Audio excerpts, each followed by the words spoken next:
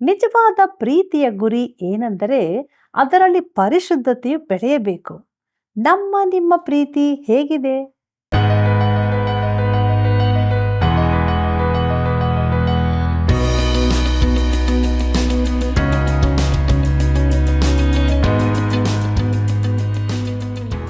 ಆತ್ಮೀಯ ವೀಕ್ಷಕರೇ, ನಿಮ್ಮೆಲ್ಲರಿಗೂ ಪ್ರೀತಿಯ ವಂದನೆಗಳು. ದೈವಾನ್ವೇಷಣೆ ಸತ್ಯವೇದ ಕಾರ್ಯಕ್ರಮಕ್ಕೆ ಪ್ರೀತಿಯ ಸುಸ್ವಾಗತ. ಥೆಸಲೋನಿಕದವರಿಗೆ ಬರೆದ ಮೊದಲನೇ ಪತ್ರಿಕೆಯ 3ನೇ ಅಧ್ಯಾಯದ ಮುಂದುವರಿದ ಭಾಗಕ್ಕೆ ನಾವು ಬಂದಿರುವಾಗ ಪೌಲನ ಸೇವೆಯು ನಿಲ್ಲಿಸಲ್ಪಟ್ಟಿತ್ತು. ಯಾಕೆ ಹೀಗಾಯಿತು? ವಿಶ್ವಾಸಿಗಳಾದ ನಮ್ಮ ನಡತೆ ಹೇಗಿರಬೇಕು? ಈ ಎಲ್ಲ ಅಮೂಲ್ಯವಾದ ಸತ್ಯಗಳನ್ನು ತಿಳಿದುಕೊಳ್ಳೋಣ ಬನ್ರಿ.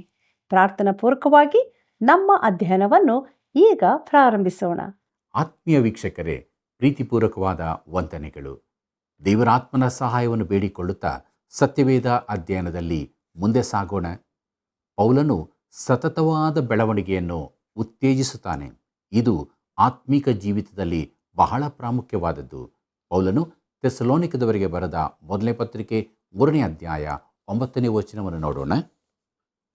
ನಿಮ್ಮ ನಿಮಿತ್ತ ನಮ್ಮ ದೇವರ ಮುಂದೆ ನಮಗಿರುವ ಎಲ್ಲ ಸಂತೋಷಕ್ಕಾಗಿ ದೇವರಿಗೆ ತಕ್ಕಷ್ಟು ಸ್ತೋತ್ರ ಮಾಡುವುದು ನಮ್ಮಿಂದ ಹೇಗಾದೀತು ಎಂಬುದಾಗಿ. ಕರ್ತನಲ್ಲಿ ಪ್ರಿಯರೇ, ಸಂತೋಷವು ಜೀವನದೊಂದಿಗೆ ಸೇರಿರುತ್ತದೆ, ದುಃಖವು ಮರಣದೊಂದಿಗೆ ಸೇರಿರುತ್ತದೆ. ಆದರೂ ದುಃಖವು ಹೃದಯದ ಸಂತೋಷದ ಸಾಮರ್ಥ್ಯವನ್ನು ಹೆಚ್ಚಿಸುತ್ತದೆ. ಥೆಸಲೋನಿಕದವರು ಸಂತೋಷಿಸುವುದು ಹೇಗೆಂಬುದನ್ನು ಕಲಿಯಬೇಕೆಂದು ಪೌಲನು ಅಪೇಕ್ಷಿಸ್ತಾನೆ.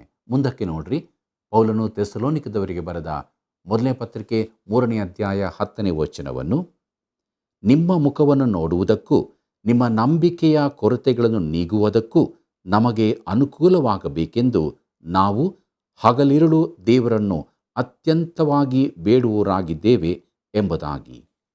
ಕರ್ತನಲ್ಲಿ ಪ್ರಿಯರೇ, ಥೆಸಲೋನಿಕದಲ್ಲಿ ಪೌಲನ ಸೇವೆಯು ಹಠಾತ್ತನೆ ನಿಲ್ಲಿಸಲ್ಪಟ್ಟಿತು. ಅವನು ಊರನ್ನು ಬಿಟ್ಟು ಓಡಿ ಹೋಗಬೇಕಾಯಿತು. ಈಗ ತನ್ನ ಬೋಧನಾ ಸೇವೆಯನ್ನು ಮುಂದುವರಿಸಲು ಅಲ್ಲಿಗೆ ತಿರುಗಿ ಬರಬೇಕೆಂದಿದ್ದನು. ಹಾಗೂ ಪೌಲನು ದೇವರ ವಾಕ್ಯವನ್ನು ಅವರಿಗೆ ಕಲಿಸಬೇಕೆಂದಿದ್ದನು. ಪೌಲನ ಹೃದಯದಲ್ಲಿನ ಸೇವೆಯ ಭಾರವನ್ನು ನೋಡಿರಿ. ನಾವು ಕೂಡ ದೇವರ ವಾಕ್ಯಗಳನ್ನು ಸಾರುವಲ್ಲಿ ನಮ್ಮನ್ನು ತೊಡಗಿಸಿಕೊಳ್ಳುವರಾಗಬೇಕು. ಮುಂದಕ್ಕೆ ನೋಡೋಣ. ಥೆಸಲೋನಿಕದವರಿಗೆ ಬರೆದ ಮೊದಲನೇ ಪತ್ರಿಕೆ 3ನೇ ಅಧ್ಯಾಯ 11ನೇ ವಚನವನ್ನು, ನಮ್ಮ ತಂದೆಯಾದ ದೇವರು ನಮ್ಮ ಕರ್ತನಾದ ಯೇಸುವು ನಮಗೆ ನಿಮ್ಮ ಬಳಿಗೆ ಬರುವುದಕ್ಕೆ ಮಾರ್ಗವನ್ನು ಸರಾಗ ಮಾಡಲಿ ಎಂಬುದಾಗಿ. ಪ್ರಿಯರೇ, ಅವರ ಬಳಿಗೆ ಹಿಂತಿರುಗುವ ಸಂದರ್ಭಕ್ಕಾಗಿ ಪೌಲನು ಹೆಚ್ಚಾಗಿ ಪ್ರಾರ್ಥಿಸುತ್ತಿದ್ದನು. ಮುಂದಕ್ಕೆ ನೋಡೋಣ. ಪೌಲನು ಥೆಸಲೋನಿಕದವರಿಗೆ ಬರೆದ ಮೊದಲನೇ ಪತ್ರಿಕೆ 3ನೇ ಅಧ್ಯಾಯ 12 ಮತ್ತು 13ನೇ ವಚನಗಳನ್ನು, ನಿಮ್ಮಲ್ಲಿ ನಮ್ಮ ಪ್ರೀತಿಯು ಹೇಗೋ ಹಾಗೆಯೇ ನಿಮ್ಮ ಪ್ರೀತಿಯು ಒಬ್ಬೊಬ್ಬರ ಮೇಲೆಯೂ ಎಲ್ಲ ಮನುಷ್ಯರ ಮೇಲೆಯೂ ಅಭಿವೃದ್ಧಿ ಹೊಂದಿ ಅತ್ಯಧಿಕವಾಗುವಂತೆ ಕರ್ತನು ಅನುಗ್ರಹಿಸಲಿ. ನಮ್ಮ ಕರ್ತನಾದ ಯೇಸು ನಿಮ್ಮ ಹೃದಯಗಳನ್ನು ದೃಢಪಡಿಸಿ ತನ್ನ ಎಲ್ಲ ಪರಿಶುದ್ಧ ಪರಿವಾರ ಸಮೇತ ಪ್ರತ್ಯಕ್ಷನಾದಾಗ ತಂದೆಯಾದ ದೇವರ ಸಮಕ್ಷಮದಲ್ಲಿ ನೀವು ಪರಿಶುದ್ಧರು ನಿರ್ದೋಷಿಗಳು ಆಗಿರುವಂತೆ ಮಾಡಲಿ ಎಂಬುದಾಗಿ. ಪ್ರೀತಿಯುಳ್ಳ ಸಹೋದರ ಸಹೋದರಿಯರೇ, ಪ್ರೀತಿಯಲ್ಲಿ ಅಭಿವೃದ್ಧಿ ಹೊಂದಿ ಅಂದರೆ ಹೆಚ್ಚಾಗಿ. ಪ್ರೀತಿ ಅಂದರೆ ಗ್ರೀಕ್ನ ಅಗಾಪೆ ಪದವಾಗಿದೆ. ಈ ಪತ್ರಿಕೆಯಲ್ಲಿ ಪ್ರೀತಿಯು ಕಾರ್ಯದಲ್ಲಿ ಮಾತ್ರ ಕಂಡುಬರುತ್ತದೆ. ಪ್ರಿಯರೇ, ಪ್ರೀತಿಯ ಪ್ರಯಾಸ ಎಂಬುದಾಗಿ ನಾವು ನೋಡುವಾಗ ಅದು ಪ್ರೇಮವಲ್ಲ, ಇತರರ ಒಳಿತನ್ನು ಬಯಸುವ ಸ್ವಭಾವವಾಗಿದೆ. ಮುಂದಕ್ಕೆ ನಾವು ನೋಡುತ್ತೇವೆ ಕೊನೆಯ ತನಕ ಎಂಬುದಾಗಿ. ಪ್ರಿಯರೇ, ಪ್ರೀತಿಗೆ ಒಂದು ಉದ್ದೇಶವಿದೆ, ಅದುವೇ ಅಂತ್ಯವಲ್ಲ. ನಿಮ್ಮ ಹೃದಯಗಳನ್ನು ದೃಢಪಡಿಸಿ ಪರಿಶುದ್ಧರು ನಿರ್ದೋಷಿಗಳು ಆಗಿರುವಂತೆ ಮಾಡಲಿ ಎಂಬುದಾಗಿ ನೋಡುವಾಗ ಅವರ ಪರಸ್ಪರ ಪ್ರೀತಿಯ ಗುರಿಯೇನೆಂದರೆ ಅವರಲ್ಲಿ ಪರಿಶುದ್ಧತೆಯು ಬೆಳೆಯಲಿ ಎಂಬುದೇ. ಪ್ರಿಯ ಮಿತ್ರನೇ, ನೀನು ಕ್ರೈಸ್ತನಾಗಿರುವುದಕ್ಕಾಗಿ ನ್ಯಾಯಸ್ಥಾನದಲ್ಲಿ ವಿಚಾರಣೆಗೊಳಗಾಗಿರುವುದಾದರೆ ಅದಕ್ಕೆ ತಕ್ಕ ಸಾಕ್ಷ್ಯಾಧಾರ ಇದೆಯೋ? ಇಲ್ಲಿ ಅದು ಅಗತ್ಯ. ನಾವು ಒಂದು ದಿನ ಕರ್ತನೆದುರಿನಲ್ಲಿ ಕಾಣಿಸಿಕೊಳ್ಳಬೇಕಾಗಿದೆ. ಆತನು ನಮ್ಮ ಕ್ರಿಯೆಗಳನ್ನು ವಿಚಾರಿಸುತ್ತಾನೆ. ಇದು ನಿನಗೆ ಭಯ ಹುಟ್ಟಿಸಬಹುದು, ಆದರೆ ಆತನು ವಿಶ್ವಾಸಿಗಳಾದ ನಮ್ಮ ಗುಣನಡತೆಗಳನ್ನು ವಿಚಾರಿಸುತ್ತಾನೆ. ನಮಗೆ ಕೊಡತಕ್ಕ ಬಹುಮಾನಗಳನ್ನು ನಿರ್ಧರಿಸುತ್ತಾನೆ. ಪ್ರಿಯ ಕ್ರೈಸ್ತ ಮಿತ್ರನೇ, ನೀನು ಈ ದಿನಗಳಲ್ಲಿ ಎಂತಹ ಜೀವಿತ ಜೀವಿಸುತ್ತಿದ್ದಿ? ಕರ್ತನಾದ ಯೇಸು ತನ್ನ ಎಲ್ಲ ಪರಿಶುದ್ಧ ಪರಿವಾರ ಸಮೇತ ಪ್ರತ್ಯಕ್ಷನಾದಾಗ ಎಂಬುದಾಗಿ ನೋಡುವಾಗ, ಕ್ರಿಸ್ತನು ತನ್ನ ಪರಿವಾರದೊಡನೆ ಈ ಲೋಕದಲ್ಲಿ ತನ್ನ ರಾಜ್ಯ ಸ್ಥಾಪಿಸಲು ಬರುವ ಸನ್ನಿವೇಶ ಇದಾಗಿದೆ ಎಂದು ಎಲ್ಲರೂ ಒಪ್ಪುತ್ತಾರೆ. ಆತನು ತನ್ನ ರಾಜ್ಯವನ್ನು ಸ್ಥಾಪಿಸಲು ಬರುವವರೆಗೆ ಬಹುಮಾನಗಳನ್ನು ಕೊಡುವುದಿಲ್ಲವೆಂಬುದನ್ನು ಇದು ತಿಳಿಸುತ್ತದೆ. ಆದರೆ ವಿಶ್ವಾಸಿಗಳು ಇದಕ್ಕಿಂತ ಮೊದಲೇ ಕ್ರಿಸ್ತನ ನ್ಯಾಯಸ್ಥಾನದೆದುರು ಕಾಣಿಸಿಕೊಳ್ಳುವವರೆಂದು ನಮ್ಮಲ್ಲನೇಕರು ನಂಬುತ್ತೇವೆ. ಪ್ರಿಯರೇ, ಅಂದರೆ ಆತನು ಸಭೆಯನ್ನು ಈ ಲೋಕದೊಳಗಿಂದ ತೆಗೆದಾಗ ಲೋಕವು ಮಹಾಸಂಕಟ ಕಾಲವನ್ನು ಪ್ರವೇಶಿಸುತ್ತದೆಂದು, ಈ ಮಹಾಸಂಕಟ ಕಾಲದ ಅಂತ್ಯದಲ್ಲಿ ಕರ್ತನು ತನ್ನ ರಾಜ್ಯವನ್ನು ಸ್ಥಾಪಿಸಲು ಬರುತ್ತಾನೆಂದು ನಾವು ನಂಬುತ್ತೇವೆ. ಆಗ ಸ್ವಾಭಾವಿಕವಾಗಿ ಒಂದು ಪ್ರಶ್ನೆ ಹೇಳುತ್ತದೆ. ಅದೇನೆಂದರೆ, ಆತನು ನಮ್ಮನ್ನು ನಿರ್ದೋಷಿಗಳನ್ನಾಗಿ ದೇವರೆದುರಿನಲ್ಲಿ ನಿಲ್ಲಿಸುವುದು ಯಾವಾಗ ಎಂದು. ಪ್ರಿಯರೇ, ಸಭೆಯನ್ನು ಈ ಲೋಕದಿಂದ ತೆಗೆದಾಗಲೋ, ಇಲ್ಲವೇ ಆತನು ತನ್ನ ರಾಜ್ಯ ಸ್ಥಾಪನೆಗಾಗಿ ಈ ಲೋಕಕ್ಕೆ ಬಂದಾಗಲೋ, ತನ್ನ ಎಲ್ಲ ಪರಿಶುದ್ಧ ಪರಿವಾರ ಸಮೇತ ಪ್ರತ್ಯಕ್ಷನಾದಾಗ ಎಂಬ ವಾಕ್ಯ ಭಾಗವನ್ನು ನಾವು ಹೇಗೆ ಅರ್ಥೈಸಿಕೊಂಡಿದ್ದೇವೆಂಬುದರ ಮೇಲೆ ಅದು ಆಧಾರಗೊಂಡಿದೆ. ಪ್ರಿಯರೇ, ಬರುವುದು ಎಂಬುದಕ್ಕೆ ಬೇರೆ ಬೇರೆ ಗ್ರೀಕ್ ಪದಗಳಿವೆ. ಮೊದಲನೆಯದು ಎಫಿಫೆನಿಯೋ ಎಂಬುದು. ಇದರಿಂದ ಎಫಿಫನಿ ಎಂಬ ಪದ ಬಂದಿದೆ. ಇದು ಕ್ರಿಸ್ತನ ಮೊದಲನೇ ಬರುಣವಾಗಿದೆ. ಅದರಲ್ಲಿ ಪ್ರಕಾಶಿಸುವುದು ಎಂಬ ಅರ್ಥ ಅಡಗಿದೆ. ಒಂದು ಆಂಗ್ಲ ಭಾಷಾಂತರದಲ್ಲಿ ಕಾಣಿಸಿಕೊಂಡದ್ದು ಎಂಬ ಪದ ಉಪಯೋಗವಾಗಿದೆ. ಯಾಕಂದರೆ ಎಲ್ಲ ಮನುಷ್ಯರಿಗೆ ರಕ್ಷಣೆಯನ್ನುಂಟು ಮಾಡುವ ದೇವರ ಕೃಪೆಯು ಪ್ರತ್ಯಕ್ಷವಾಯಿತು ಎಂಬುದಾಗಿ ಪೌಲನು ತೀತನಿಗೆ ಬರೆದ ಪತ್ರಿಕೆ 2ನೇ ಅಧ್ಯಾಯ 11ನೇ ವಚನದಲ್ಲಿ ಓದುತ್ತೇವೆ. ಕರ್ತನಲ್ಲಿ ಪ್ರಿಯರೇ, 2000 ವರ್ಷಗಳ ತಗ್ಗಿಗೆ ಕರ್ತನಾದ ಯೇಸು ಮಗುವಾಗಿ ಬೆತ್ಲೆಹೇಮಿನಲ್ಲಿ ಬಂದನು. ಅದು ಕರ್ತನು ಪ್ರವೇಶಿಸಿದ್ದು, ಪ್ರಕಾಶಗೊಂಡದ್ದು, ಅದು ಆತನ ಪ್ರತ್ಯಕ್ಷತೆಯಾಗಿದೆ.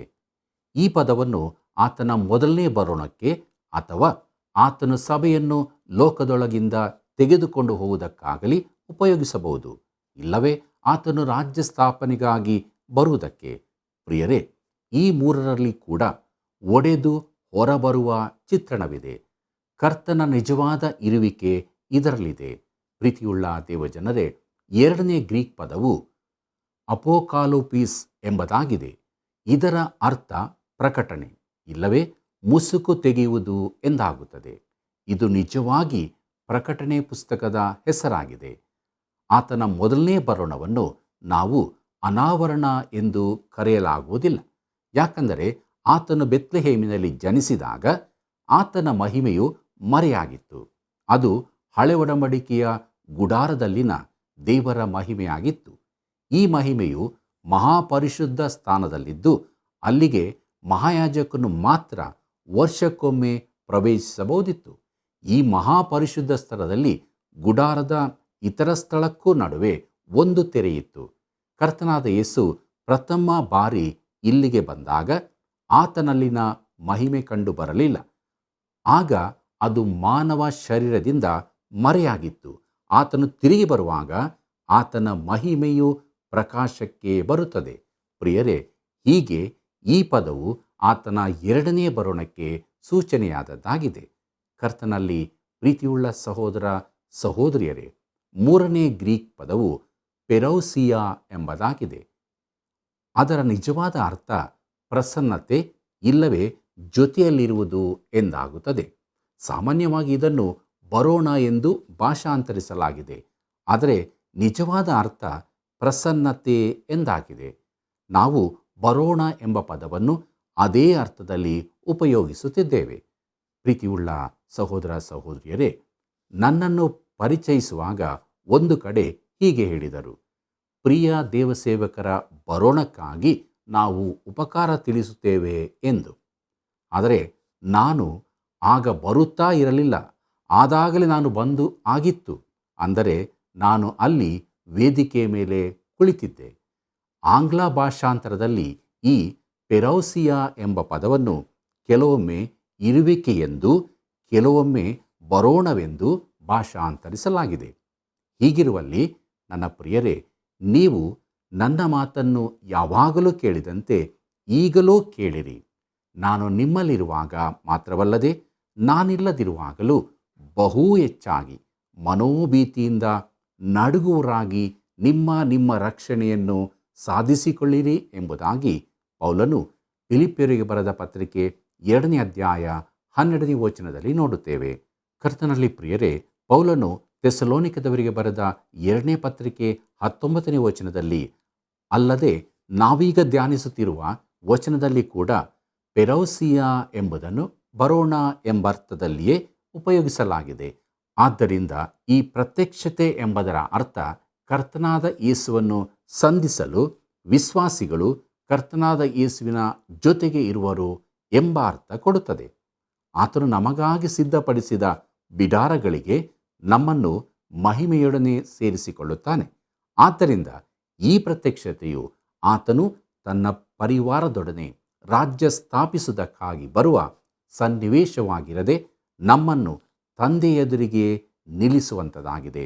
ಪೌಲನು ಥೆಸಲೋನಿಕದವರಿಗೆ ಬರೆದ 1ನೇ ಪತ್ರಿಕೆ 2ನೇ ಅಧ್ಯಾಯ 19ನೇ ವಚನದಲ್ಲಿ ಕೂಡ ಇದೇ ವಿಚಾರ ಅಡಕವಾಗಿದೆ. ನಮ್ಮ ಕರ್ತನಾದ ಯೇಸು ಪ್ರತ್ಯಕ್ಷನಾಗುವಾಗ ಆತನ ಮುಂದೆ ನಮ್ಮ ಭರವಸವು, ನಮ್ಮ ಸಂತೋಷವು, ನಾವು ಹೊಗಳಿಕೊಳ್ಳುವ ಜಯಮಾಲೆಯು ಯಾರು? ನೀವೇ ಅಲ್ಲವೇ ಎಂಬುದಾಗಿ ನಾವು ಕರ್ತನಾದ ಯೇಸುವಿನ ಸಮ್ಮುಖಕ್ಕೆ ಬರಲಿದ್ದೇವೆ ಮತ್ತು ಆಗ ನಾವು ದೇವರೆದುರಿನಲ್ಲಿ ಪರಿಶುದ್ಧರಾಗಿಯೂ ನಿರ್ದೋಷಿಗಳಾಗಿಯೂ ಕಾಣಿಸಲ್ಪಡುತ್ತೇವೆ. ಪ್ರೀತಿಯುಳ್ಳ ದೇವಜನರೇ, ಇಲ್ಲಿವರೆಗೆ ಪೌಲನು ಥೆಸಲೋನಿಕದವರಿಗೆ ಬರೆದ 1ನೇ ಪತ್ರಿಕೆಯ 3ನೇ ಅಧ್ಯಾಯದ ಧ್ಯಾನವನ್ನು ಮಾಡಿ ಮುಗಿಸಿದ್ದೇವೆ. ಮುಂದಕ್ಕೆ ನಾವು 4ನೇ ಅಧ್ಯಾಯಕ್ಕೆ ಬರೋಣ. ಈ 4ನೇ ಅಧ್ಯಾಯದ ಮುಖ್ಯ ಪ್ರಸ್ತಾಪ ಕ್ರಿಸ್ತನ ಬರೋಣ, ಶುದ್ಧೀಕರಿಸುವ ನಿರೀಕ್ಷೆಯಾಗಿ, ಸಂತೈಸುವ ನಿರೀಕ್ಷೆಯಾಗಿ ವಿಶ್ವಾಸಿಗಳ ನಡೆ ಹೇಗಿರಬೇಕು ಎಂಬುದಾಗಿ. ಪೌಲನು ಥೆಸಲೋನಿಕದವರಿಗೆ ಬರೆದ 1ನೇ ಪತ್ರಿಕೆ 4ನೇ ಅಧ್ಯಾಯ 1 ಮತ್ತು 2ನೇ ವಚನಗಳನ್ನು ಗಮನಿಸಿರಿ. ಕಡೆ ಮಾತೇನೆಂದರೆ, ಸಹೋದರರೇ, ನಾವು ಕರ್ತನಾದ ಯೇಸುವಿನ ಅಧಿಕಾರದಿಂದ ನಿಮಗೆ ಕೊಟ್ಟ ಆಜ್ಞೆಗಳನ್ನು ತಿಳಿದಿದ್ದೀರಷ್ಟೇ. ನೀವು ಹೇಗೆ ನಡೆದು ದೇವರನ್ನು ಮೆಚ್ಚಿಸಬೇಕೋ ಅದನ್ನು ನಮ್ಮಿಂದ ಕಲಿತುಕೊಂಡು ಅದರಂತೆ ನಡೆಯುತ್ತಲೇ ಇದ್ದೀರಿ. ನೀವು ಹಾಗೆಯೇ ಇನ್ನೂ ಹೆಚ್ಚಾಗಿ ನಡೆಯಬೇಕೆಂದು ನಿಮ್ಮನ್ನು ಬೇಡಿಕೊಂಡು ಯೇಸು ಕರ್ತನಲ್ಲಿ ಪ್ರಬೋಧಿಸುತ್ತೇವೆ ಎಂಬುದಾಗಿ. ಪ್ರೀತಿಯುಳ್ಳ ದೇವಜನರೇ, ಕರ್ತನ ಬರೋಣದ ಬೆಳಕಿನಲ್ಲಿ ವಿಶ್ವಾಸಿಗಳು ಈ ಲೋಕದಲ್ಲಿ ಹೇಗೆ ನಡೆದುಕೊಳ್ಳಬೇಕೆಂದು ಈ ವಚನ ತಿಳಿಸುತ್ತದೆ. ಅದು ನಡಕೊಳ್ಳುತ್ತಲೇ ಎಂಬ ಪದದಲ್ಲಿ ಅಡಕವಾಗಿದೆ. ಈ ಪದ ಈ ವಚನದಲ್ಲಿಯೂ ಮುಂದೆ 12ನೇ ವಚನದಲ್ಲಿಯೂ ಕಾಣಿಸಿಕೊಂಡಿದೆ. ಇದು ಕರ್ತನಾದ ಯೇಸುವಿನ ಬರೋಣದ ಪ್ರಾಯೋಗಿಕ ಭಾಗವಾಗಿದೆ. ನಾವು ಕರ್ತನೊಂದಿಗೆ ಆಕಾಶದಲ್ಲಿ ಸೇರಲ್ಪಡುವ ದಿನಕ್ಕಾಗಿ ಎದುರು ನೋಡುವರಾಗಿದ್ದೇವೆ. ಆದರೆ ಅದೇ ಸಮಯದಲ್ಲಿ ನಮ್ಮ ಪಾದಗಳು ಈ ಭೂಮಿಯಲ್ಲಿರುವುದರಿಂದ ನಾವು ಸ್ವಲ್ಪ ನಡೆಯಲೂ ಬೇಕಾಗುತ್ತದೆ. ನಾವು ದೇವರೊಂದಿಗೆ ಮೆಚ್ಚುಗೆಯಾಗುವ ರೀತಿಯಲ್ಲಿ ನಡೆಯಬೇಕಾಗಿದೆ.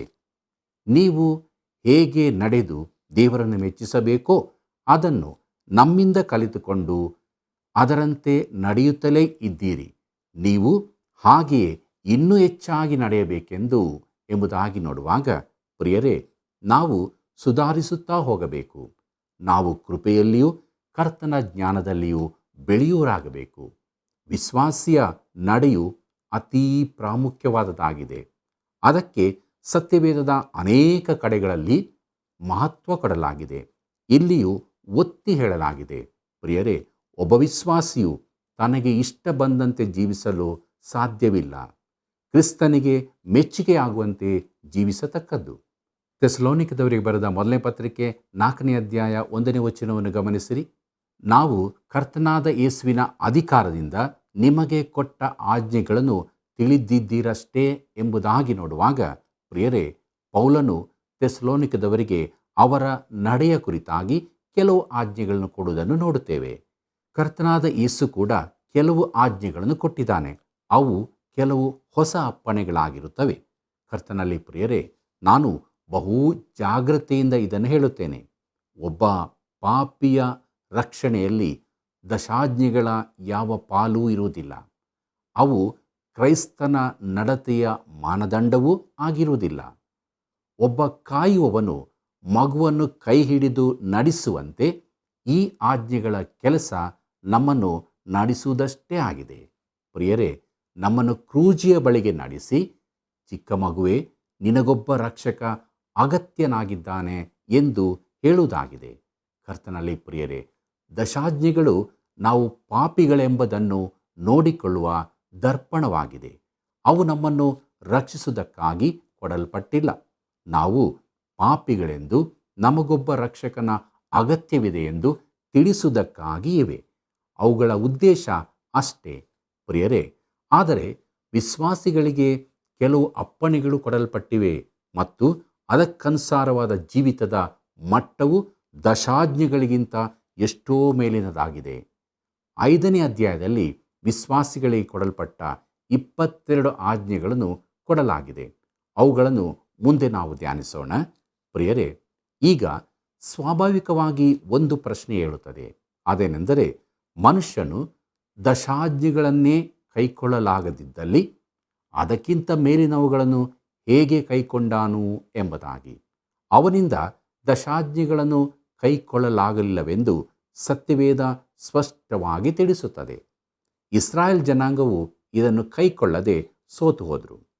ಪೇತ್ರನು ಎದ್ದು ಅವರಿಗೆ, ಸಹೋದರರೇ, ಅನ್ಯಜನರು ನನ್ನ ಬಾಯಿಂದ ಸುವಾರ್ತೆಯ ವಾಕ್ಯವನ್ನು ಕೇಳಿ ನಂಬಬೇಕೆಂದು ದೇವರು ಬಹಳ ದಿನಗಳ ಕೆಳಗೆ ನಿಮ್ಮೊಳಗಿಂದ ನನ್ನನ್ನು ಆರಿಸಿಕೊಂಡದ್ದು ನಿಮಗೆ ತಿಳಿದದೆ ಎಂಬುದಾಗಿ ಅಪೊಸ್ತಲ ಕೃತ್ಯಗಳು 15ನೇ ಅಧ್ಯಾಯ 7ನೇ ವಚನದಲ್ಲಿ ಹೇಳಿದ್ದನ್ನು, ಹಾಗೂ ಹೀಗಿರುವುದರಿಂದ ನಮ್ಮ ಪಿತೃಗಳಾಗಲಿ ನಾವಾಗಲಿ ಹೊರಲಾರದ ನೊಗವನ್ನು ನೀವು ಶಿಷ್ಯರ ಹೆಗಲಿನ ಮೇಲೆ ಹಾಕಿ ದೇವರನ್ನು ಪರೀಕ್ಷಿಸುವುದು ಯಾಕೆ ಎಂಬುದಾಗಿ ಅಪೊಸ್ತಲ ಕೃತ್ಯಗಳು 15ನೇ ಅಧ್ಯಾಯ 10ನೇ ವಚನದಲ್ಲಿಯೂ ನೋಡುತ್ತೇವೆ.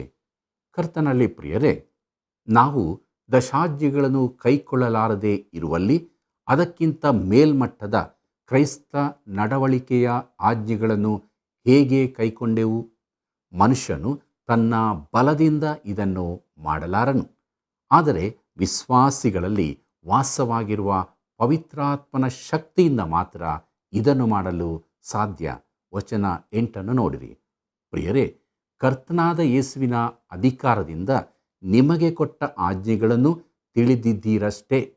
ವಿಶ್ವಾಸಿಗಳಿಗೆ ಪೌಲನು ಕೆಲವು ಆಜ್ಞೆಗಳನ್ನು ಕೊಡುತ್ತಾನೆ. ನಾವು ಕಾನೂನು ಇಲ್ಲದವರಲ್ಲ, ನಾವು ಶಿಸ್ತಿನವರಾಗಿರಬೇಕು, ಕ್ರಿಸ್ತನಿಗೆ ವಿಧೇಯರಾಗಿರಬೇಕು. ಅದು ಒಂದು ಪ್ರೀತಿಯ ಸಂಬಂಧವಾಗಿರಬೇಕು. ಪ್ರಿಯರೇ, ನಾವು ಪ್ರೀತಿಯಿಂದ ಪ್ರೇರೇಪಿಸಲ್ಪಟ್ಟವರಾಗಿರಬೇಕು. ಕರ್ತನಾದ ಯೇಸು ಹೇಳಿದ್ದಾನೆ, ನೀವು ನನ್ನನ್ನು ಪ್ರೀತಿಸುವರಾದರೆ ನನ್ನ ಆಜ್ಞೆಗಳನ್ನು ಕೈಕೊಂಡು ನಡೆಯುವಿರಿ ಎಂಬುದಾಗಿ.